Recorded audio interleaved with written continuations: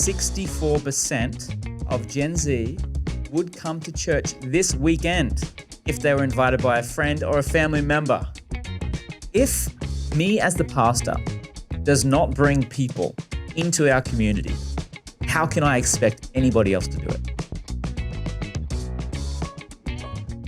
How's it going, Luke? Doing well, man. Good. Pumped for this subject, one of our favorite subjects to talk about. Yes. And can't wait to get into it with you, man. Yeah, me too. It's all about meeting new people, which has been our bread and butter. If you are a church planter or starting anything, it's all about you.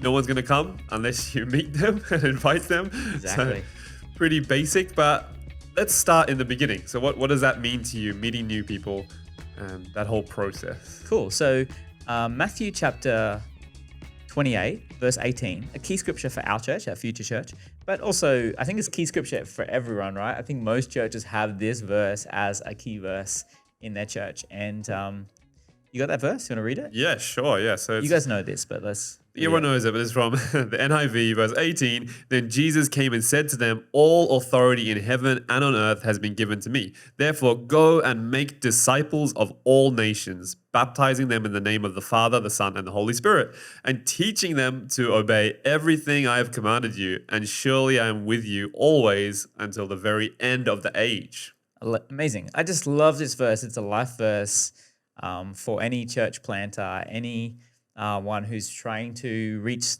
the world with the gospel. So there's some steps here, right? There's some steps. We can't make disciples until we actually meet people. And there's no doubt Jesus has sent us, because this verse is pretty clear. Jesus is saying, go out, go, 2/3 of God's name is go, just go out, reach people. But you've got to meet people. To reach people, you have to meet people. And there's a number of steps here where we can drop the ball, where we can be good at meeting people, but we're not good at the next step, or maybe the step after that in baptism, or we're not good after this in the step after that at teaching people, or whatever it is. But the first step is meeting people. So if we're not meeting people, then nothing else in that verse happens. So what we're talking about today is not meeting people for stat charts or for numbers on a wall or any kind of, making people impressed with us. If that's our motivation, then don't bother. That's not the heart of God. But our motivation is that Jesus has changed our lives so much. We love Jesus. Eternity is real. So therefore, we're going to go and share the good news, the best news in the whole world, and that is that Jesus has a plan for your life, that he can change you. He can... the whole gospel. I'm going to start preaching. So this scripture is super, super important to us. Yeah, totally. Yeah, I agree. I think if the gospel's true, which we believe it is, this should be the number one mission for every Christian, is to have our friends and people that we don't know about Jesus and how incredible he is. But Tim, you don't understand. Australia's very hard. You don't know that. You don't understand, Tim. It's actually really difficult in my city. Sure. Insert city name here. Is the hardest place in the world. Don't you know that, Tim?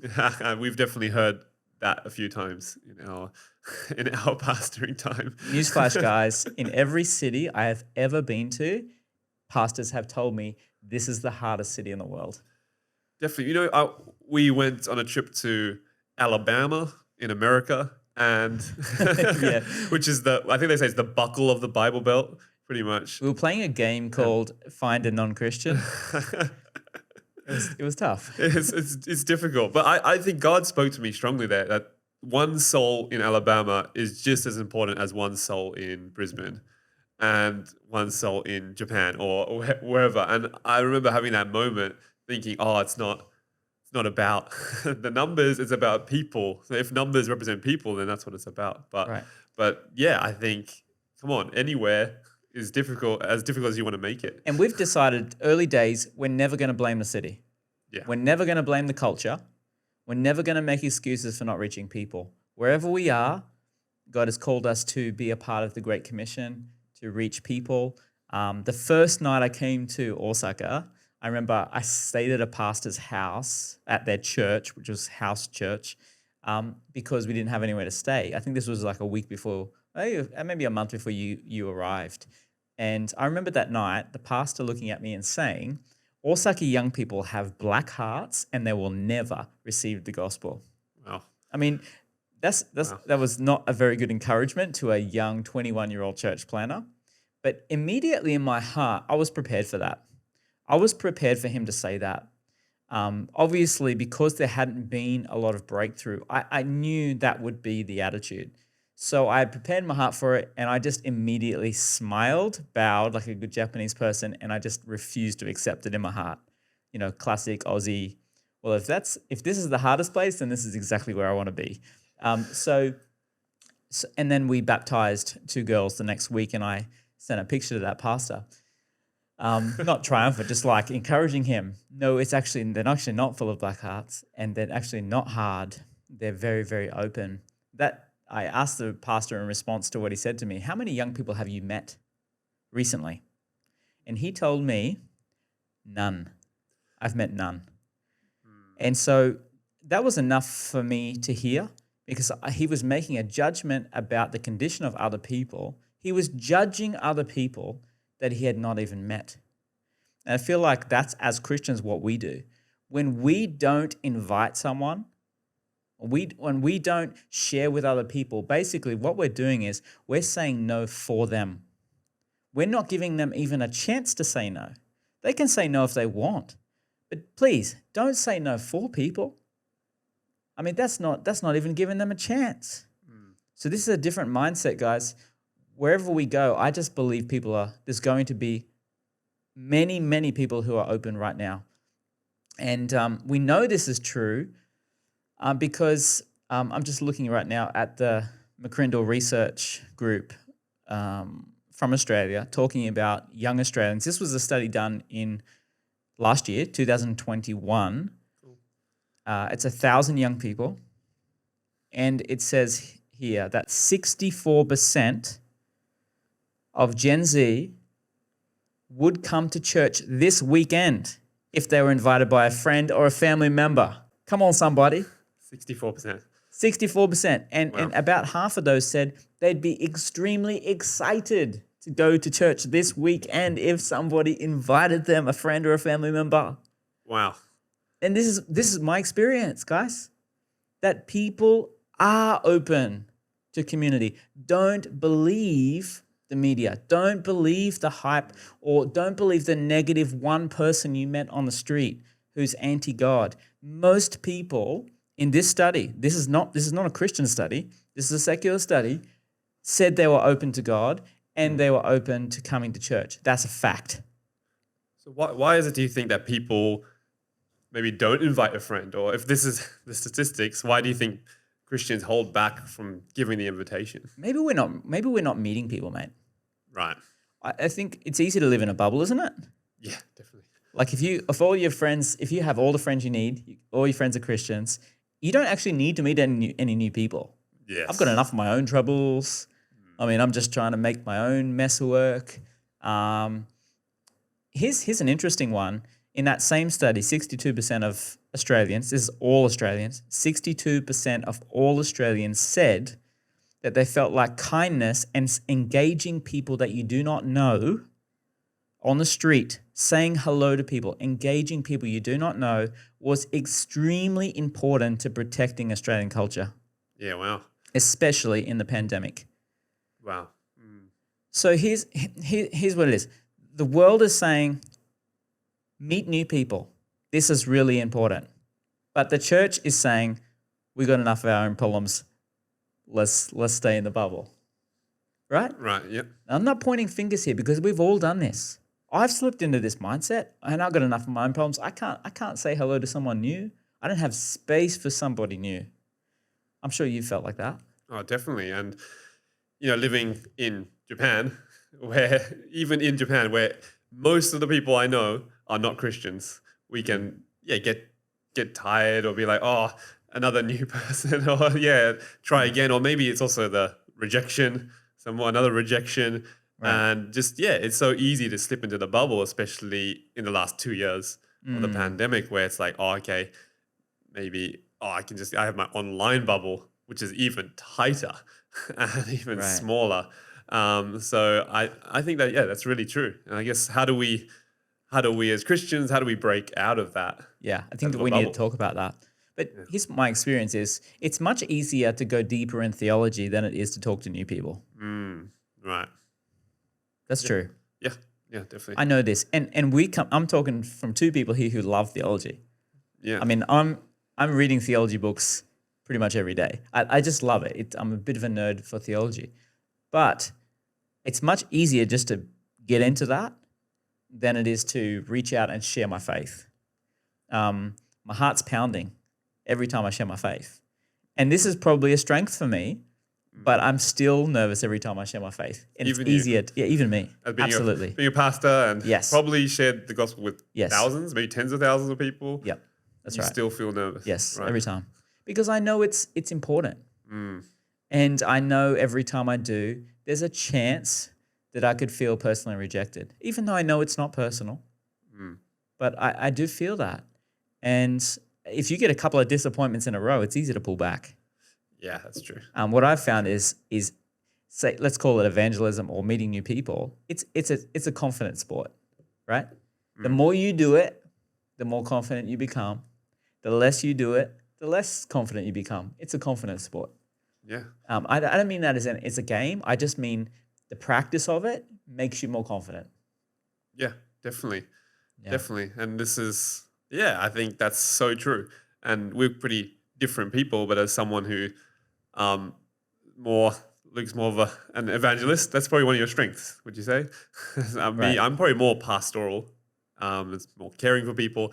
But even me, yeah, definitely, I love meeting new people and getting to talk about the gospel. And I feel that if I don't do that, it's so easy just to not just not going back and and the next time, I should talk to that person, but taking the easy out.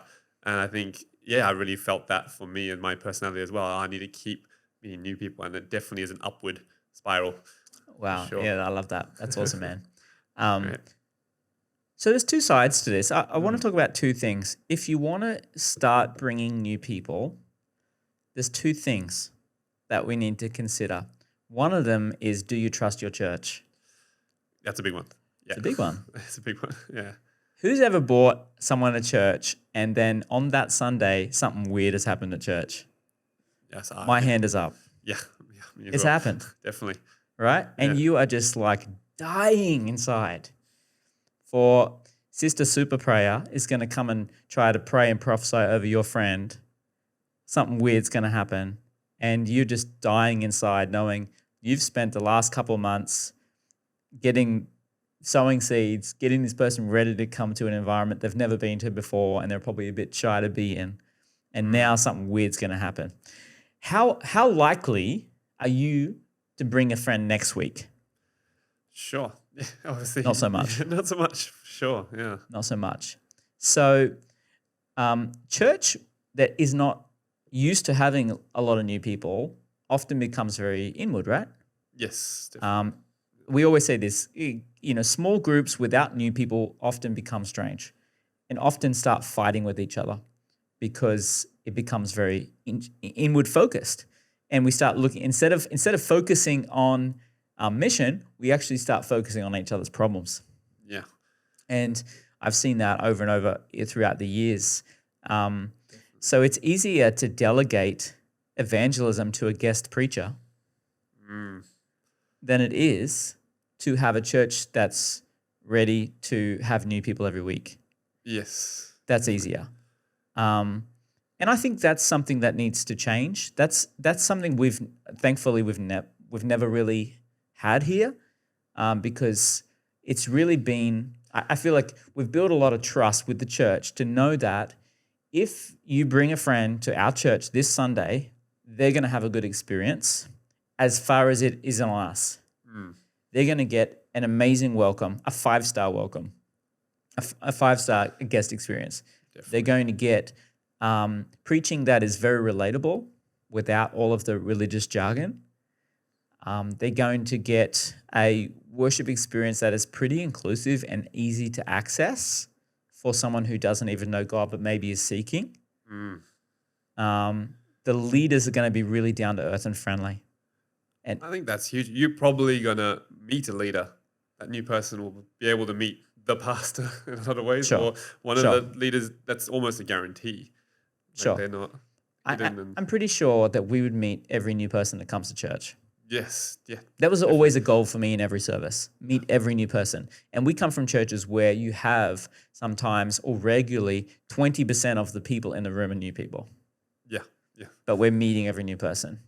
Yes, yes. That and it may not, should. we may not talk for hours, but we're going to spend a really engaged few minutes with them, thanking them and getting to know them and just showing them that we're not just people on a stage, but we are real people and we'd love to connect with them. Yeah, and I think the mission also was to connect them with someone. Right. So like, oh, where would they fit in this? Sure. this And that's group your of people? pastoral gift, right? And Like, yeah, that's fun. where does this person connect? Yes, because I want them to be a part of it and feel like they have a place and a special place. But yeah, no, definitely. I think that is so huge, being able to trust your church and building that environment where you know every week there's going to be an opportunity to have your friend there. And another thing we always did a response call, Right. like, about the gospel. We always presented the gospel and said, "Who wants to know Jesus?" Right. There was never missed an opportunity for that. In a really simple way. And I think this is important, Tim, because some people might say, okay, well, that's not real salvation. And I say, yeah, that's probably true. But that's not the goal. The goal is a simple response to what we're saying. They don't know everything about the gospel. They don't know how to be a disciple in that moment. But they're saying yes to something. They're saying yes in their heart. They're saying yes to this picture that they're getting overall today of the people I met, what I felt, the things that I heard. I'm saying yes to something of a next step of that. Yeah. That's really what it is. That's all it is. And that's fine with me most of the time. Now, it could be like a legit, someone is just saved by God, made new on the inside. But for most people who have first time in church, I think it's a response to, yes, I want to know more. And if we understand that, that's a good thing. Definitely. I think that comes back to what you said earlier about the ask. Like, it's our job to ask. Like, if these people would come, if we just invited them, Yeah. like, why are we not asking more? Say, Right. hey, come to church. Hey, do you want to know more about Jesus? And maybe that's not the moment, but we need to plant the seeds. And And as long as take you're the not a step. jerk about asking, yeah, people are not offended. yeah, Now, if you're a super pushy person, and I think people are Sure. going to see, oh, this is fake, or you want something from me, and people have that kind of whatever BS meter, or they have the religion meter is very sharp in Australia, yes, right? Yeah, I don't definitely. want that stuff, Yes, okay? But I think if you're genuine and you're just giving an open-handed ask, people can say no if they want, and it's fine, and you're fine about it. yes. Then they're going to be fine. I think the same with who you are. You're building trust with that person by not being too pushy and being like, oh, it's not a big deal. Hey, and then you can ask again. And if it's not a big deal, won't become a big deal. I mean, the ultimate decision is a big deal, but today, making a decision today it's fine. Yeah, yeah. We got time. Yes. Yes, definitely. I remember being in response calls where it was like, if you don't respond today, you could get hit by a truck tonight. You're going to hell. Well, I'm not sure how effective that was. Yeah, I guess that's that whole long-term Yeah. building trust with someone. I just think that's in God's hands. That is that is out of my control as a pastor. Yeah. My job is simply to present Yes. Jesus and offer Jesus to people and say, would you like to know Jesus? You can. Love that. Yeah, that's great. Simple. So that's the first thing is you got to trust church. Yeah, great. So what's the second thing? The second thing is, do you know any new people? Okay, pretty simple. Do you actually know anyone? Are you intentionally meeting people outside of your bubble? Right. That is huge. Yeah. Yeah.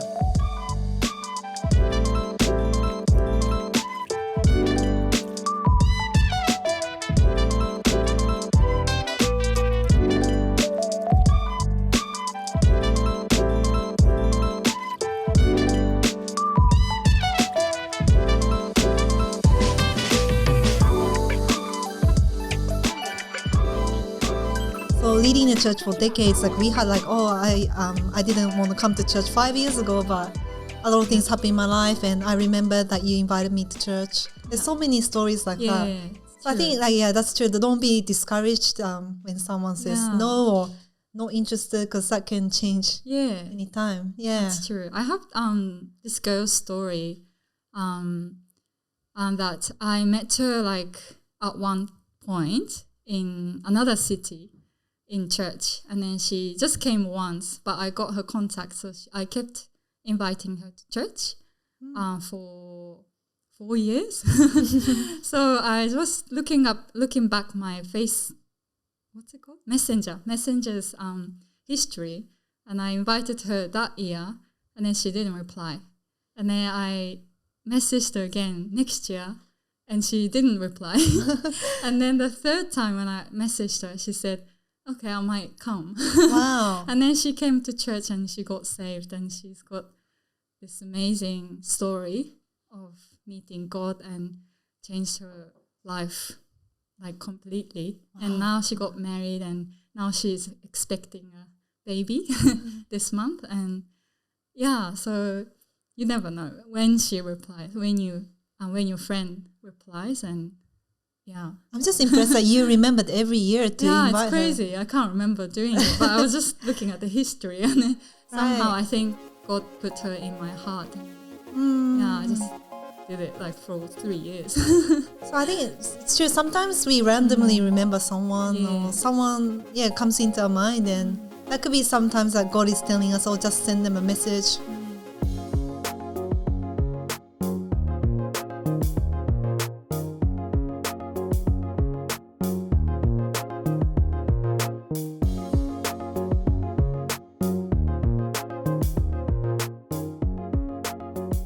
If you don't know any new people and you don't have opportunity to meet people outside your bubble, this is where church can help.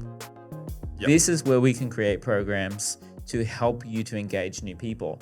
I think programs made just for the program's sake is not helpful. If we're already reaching new people, we don't need any programs.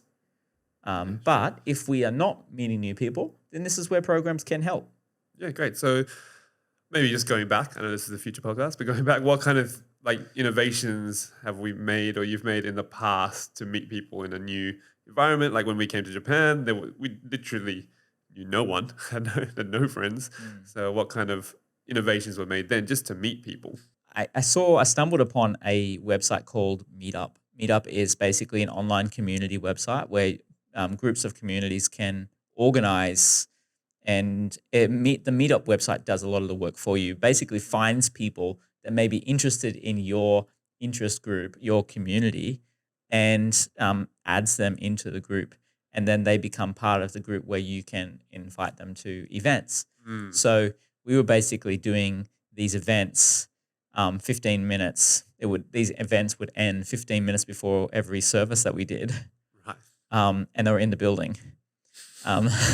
Whichever building and we didn't really have buildings of our own. It was more just like we were in a nightclub or we were in a rented hall, cafe, whatever it is. So people had a great experience at our language events or our coffee events or whatever it was, and then church would start almost immediately right after. And I think the key for that was just getting people from our church involved in seeing that as not as a language event. It was more of a ministry event for if you're not meeting new people, here's an opportunity to meet new people. There's new people right in our lobby right now. Come and meet them. Come and be a part of this thing for 30 minutes. Make a friend, and then ask them to come sit with you. I love that. I think the wording there was really important because it wasn't like evangelism or it's about making friends. It wasn't about like bringing like bums on seats, like that's all nice, but it wasn't. It was about making genuine relationships. I think that was the key to its success because the motivation was, I want to be this person's friend, and I think people, like you said earlier, they can smell it if it's real or not. Like people know, and like if it is real and genuine, that's really special.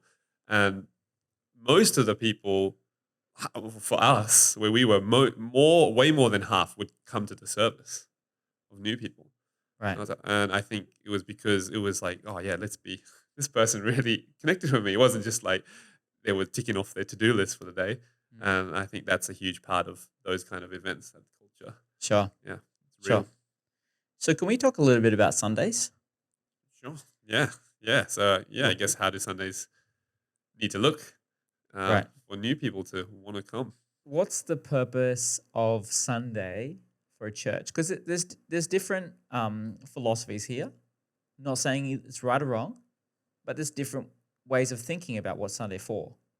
Yeah. So I guess if Sundays are for new people, if that's the focus, then we need to focus. Why are we doing what we're doing? Is it easy for a new person to walk through the doors? Are they going to be welcomed, or are they going to be left alone? Stand here. I guess this starts in depending where you are, in the car park or from the website even. Is it easy for people to find your location? And then once you're in the building, are there signs? Is kids church? Kids church is huge.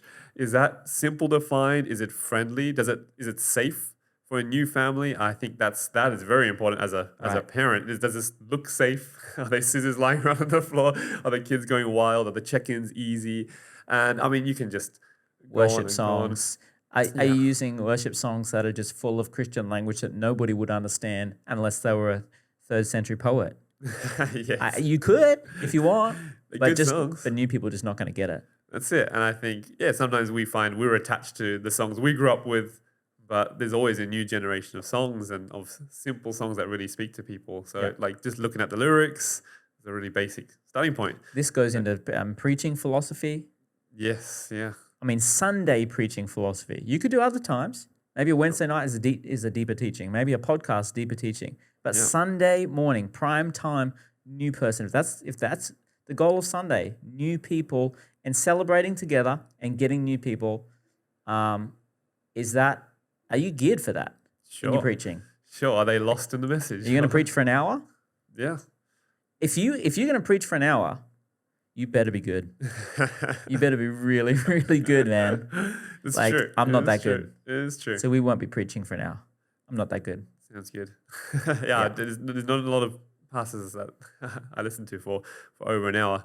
But so that's, I guess, one model is like, okay, we're geared towards new people. And I guess, like, you kind of touched on it, but if Sundays are for us, for our church, for us growing spiritually and the way we pastor people, that's fine. But then where are the new people going to come from? And I guess that's maybe you got to think about, okay, it's Friday nights. It's maybe youth ministries, maybe feed in, or it's the weeknight events where they do barbecues, and which is a Communities. hangouts, different model. But I guess, but we still need the intake. Where are new people going to hear the gospel for the first time? Because that's the mission. Yeah. And I guess for us, mate, it's both. It's both Sundays for new people and also the other things are for new people. Basically, I don't want to do anything where new people are not welcome. Yeah. We have new people in leadership meetings. Love that. Yeah. Yeah. Non-Christians in leadership meetings. One of the very first people one of the first friends I saw saved was his story. We met on the street at one of the street lives, one of our very first street lives, and I think the music wasn't even that good. No. And at that point, and he just stopped and listened to the music, and we started talking. And this was on a Saturday night. I said, a couple of hours, right? He stayed for like the whole thing Yeah, until we all went home. And then that was Saturday night. Next day, Sunday morning, he's there, comes to the service. I think he came to set up, maybe. Probably. Like he came early to help us. He came early to help. And then we packed down because we were going, like we said, in a nightclub. We were setting everything up, packed everything down together. And I was like, oh, what are you doing now? He's like, oh, I'm free. And we're like, oh, we were going to go pretty far away in the city on the train to another area for a leadership meeting. And I was like, do you want to come with? We're just doing a leadership meeting. I'm not sure if you're interested. And he's like, sure. And he came to the leadership meeting and he turned out to be one of the champions in our church. Right. And I think in that meeting, like I'm not saying anything that I wouldn't be happy saying in front of a non-Christian. Yes. Like even when we're talking about follow-up strategies for how we treat new people, he was pumped to hear that. He was like, oh, you guys actually are organized and care about people. Oh, this is a good thing. He didn't see it as a negative, like a manipulation. He saw like, oh no, this is what church is. Oh, we're actually organized and people know how to treat people well. This is a good thing. Yeah, I wasn't even worried about bringing him to a leadership meeting, I was excited. I was like, this is going to be somewhere where he's going to grow. He's going to get a BTS here on how things roll, and I'm pretty sure he's going to love it. Yeah, and he did it. And then he ended up getting saved, meeting his wife in church, becoming the production leader of our church. He ran production for us for years.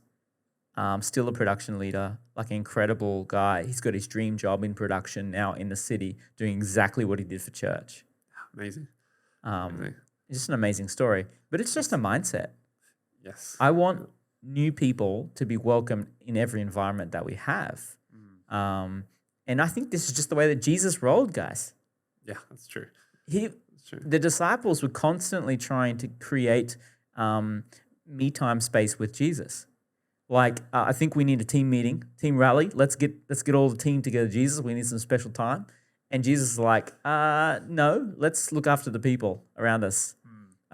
Jesus, can we shoo those people away? Because we've been ministering hard on Sundays, and now we need some team time, okay? And Jesus is like, no. Now it's time to be hospitable. Now it's time to feed the 5,000. So Jesus had just a very different philosophy around always welcoming new people into every environment. And we talk a little bit more about this in the book, where we talk about having open door leadership policies. Yeah. No secret meetings. I'm happy to have the conversations in front of people when it comes to strategy, when it comes to our leadership styles or whatever decision making. We're happy for people to know the process. And I feel like Generation Z really appreciate that, the transparency of that. I think it's so important.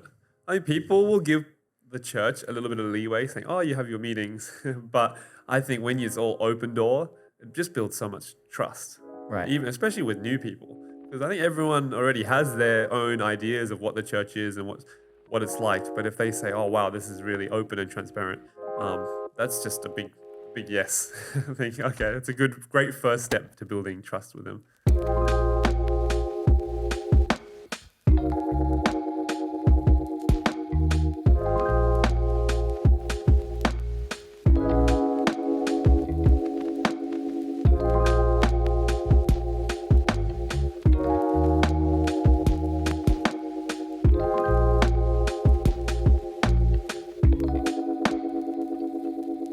If me as the pastor does not bring people into our community, how can I expect anybody else to do it? I mean, this is basic leadership, but I think challenging. But as we forget, it is a huge challenge, because I understand it, because leaders if you are the leader or have a lot of responsibility, you get busy and you do have a lot to do and a lot to focus on. But I think, how do we make this as a part of the fabric of the team, rather than being, professional pastors right. Or theologians, which maybe sounds cool, but really thinking about, okay, as leaders, how do we show by example, and how do we make that the priority and keep it the priority rather than getting bogged down with other tasks? And all the theologians that I know and love, they're really good with people. Yes, that's a good point. They're the ones that I love. Yes. And I think the new theologians, a lot of them are going to be young pastors and marry really well deep theology with deep pastoral ministry. And I'm very, very excited to see that in the future. So anyway, but leadership teams are really important to have diversity. For me in our church, obviously this is a strength for me. It's also a strength for my wife. It's also a strength for your wife. Yes, definitely. So we have a very strong DNA of loving the new person, okay? Which is good news if you're going to bring a friend to our church. Yes. Because they're probably going to have a good experience, guys. This is good news. Yes. Okay? Right. If you bring your sister who you've been trying to invite for 5 years to church, and she comes to our church, we're going to make sure that she has a good experience in our ability, like everything that we can do. We'll make sure. But if you are not necessarily that gift, then how do you do that? Maybe you're more of a pastoral gift leader. Timmy, how do you, and you led a church for 7 years here, up just until a couple of months ago, how did you keep that passion for new people hot while you and not necessarily that gifting naturally yourself. Yeah. Well, I think you kind of said the biggest one is you need to surround yourself with a great team, and keep the main thing the main thing. And having a great diverse team helps keep it focused. And ultimately, we're on mission. We're on mission, and the mission, like you said, it's right there. Matthew, Jesus gave us the Great Commission, and that's not for a certain type of pastor or a certain type of personality. That's for every Christian. Right. So I guess I really internalized that scripture and made that the main focus. But on a more practical level, I think it's like you said when you talked about meetups and things like that. It's about creating environments where you can still meet people easily, and it doesn't have to be like cold turkey, just like, not cold turkey, that's the wrong word. Cold call, that's what I'm thinking of. Yeah. Just walking up to someone, I think that's really powerful. And I've done that a lot, which really stretched my personality. I'm so walking up and saying hello to someone you don't know. Walking up to someone, and I'm so glad I did that, yes, on the street, but even more crazy ways before, just to challenge myself, like even in Starbucks to a guy. And that really stretched me a lot, and it made that just hanging out in so much easier. But I think for someone like me, it's like, yeah, okay, great. We can have a meetup. We can create an event that's already with like-minded people.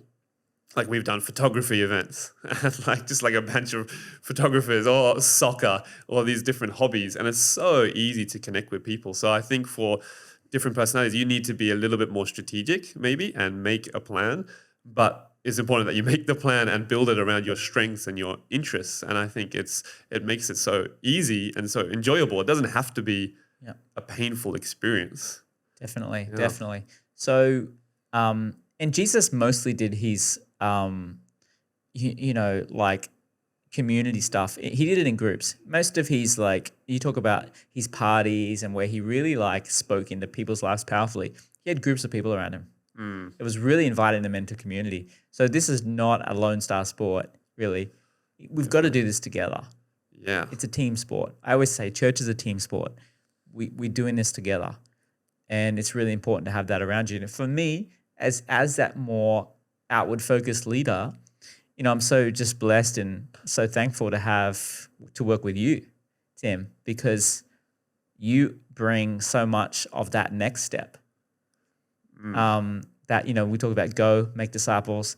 You create some of that next step, baptizing them, teaching them, spending a lot of time in that zone, and creating systems around that, which we're going to talk about soon when we talk about community.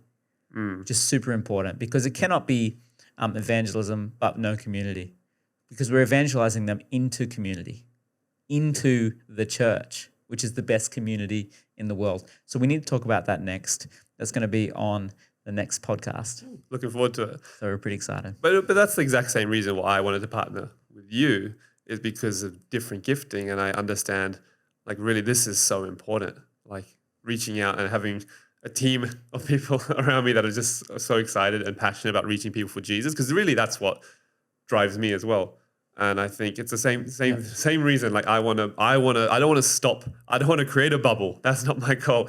I really don't want to create a bubble. I want to create something that's flowing and people can come in and experience God. Amazing. So, feel the same way for sure. Love it, bro. I'm with you. Pumped for you. Thanks so much, guys. Loved having you on this podcast. Yeah. I'd encourage you just to think about, am I engaging new people intentionally?